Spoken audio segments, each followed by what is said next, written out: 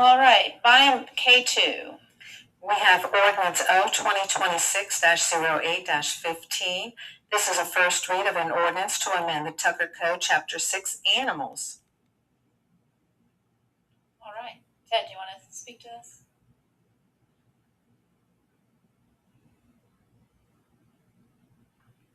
Good evening, Mayor and Council. I think you'll recall that a few months back, I think it was in February, I had a presentation from some folks who had worked on changing state law, and that state law it essentially imposes a prohibition on the transfer of domestic dogs, cats, and rabbits in what is referred to in the code as sort of places of public gathering, incidental public gathering, like parking lots or right-of-ways or outdoor flea markets. That change in state law accompanied, for the first time, a statewide prohibition, something that was normally left to local ordinances to regulate. It also provided certain maximum penalties for that offense. And that law, which became effective in 2025, impacts our local code. Our local code that we adopted a couple of years before that was based largely on DeKalb County's code, made it illegal to sell or transfer any vertebrate animals. So it's a wider scope in those types of places. So this state law pretty much needs to be accommodated in our local ordinance. It has a preemptive effect being state law. We can enforce it through local ordinance because there is a savings clause in that article in state law that says we can adopt anything that is not in conflict into our local code. So by doing this, what you're doing is you're authorizing local enforcement. It doesn't have to be charged as a state law violation, which makes it easier, frankly, to enforce, because otherwise it's got to be a misdemeanor that goes to state court for an offense that carries a pretty small minimum fine. And the way this is drafted, you'll see there were a few things, took the opportunity to clarify enforcement in our animal control code.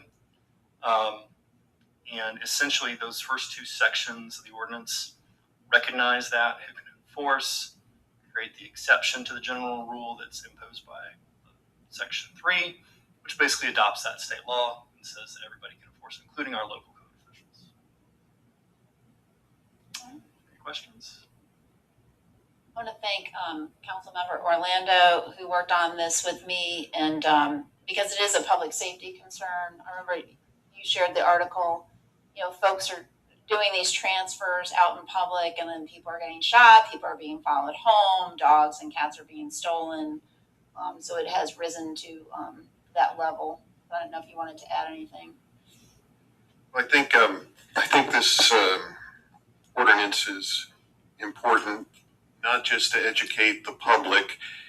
I can understand how money's tight these days, and I can see folks breeding puppies, for instance, for sale around town in the prohibited locations now.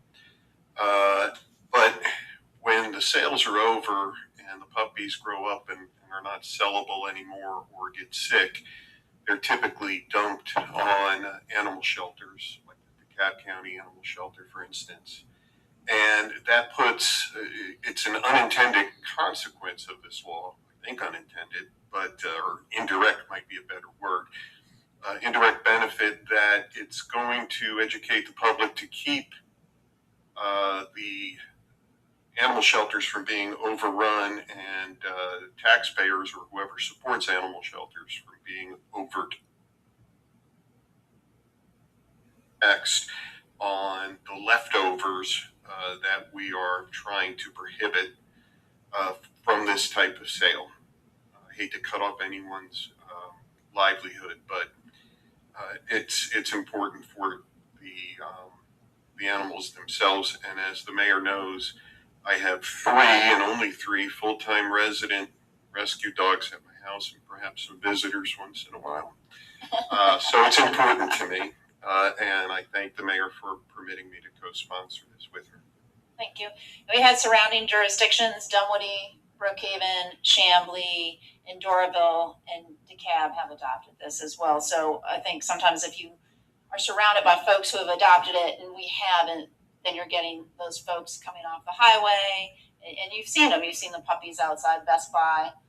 You know, people are trying to just sell them and they're in poor condition. So this doesn't affect, you know, PetSmart. It doesn't affect somebody doing this at a vet. It doesn't, you know, you can go to the police station and do a trade or transfer. This is more like your flea market, side of the road, gas station, parking lot type of issue. So, questions? It was helpful to hear the presentation about the local enforcement side of it. But I have a couple of questions about that part. And then I have a second question, which is just, do we have any data about how many of these sorts of incidents are already happening, so that we can sort of track the effectiveness of it? But I'm also curious, is it only animal control services that can enforce this, or does this allow additional enforcement from like code enforcement or our marshal service? The new provisions, perspective of dogs, cats, and rabbits, would allow local code enforcement, and or marshals to enforce in addition to animal control and police. The main part of our animal control ordinance that's already in existence is limited to and amended to include in this ordinance. It specifically calls out any peace officer, DeKalb County Police, or animal control. The old law mimicked DeKalb's law, our existing law, which said only DeKalb Police because that's what's in the DeKalb ordinance.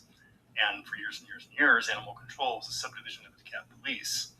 The county has actually broken out animal control into a separate department that also reports like the police to the Department of Public Safety in DeKalb, but they haven't changed their ordinance yet to reflect that. We were getting weird feedback from our county partners about who they thought could enforce it, and so this is intended to clarify that. But the more serious, sort of dangerous dog cases that require apprehension of dogs is in Article 1 of our code, or will be in Article 1 if you adopt this ordinance, and that remains animal control, DeKalb, and general peace officers.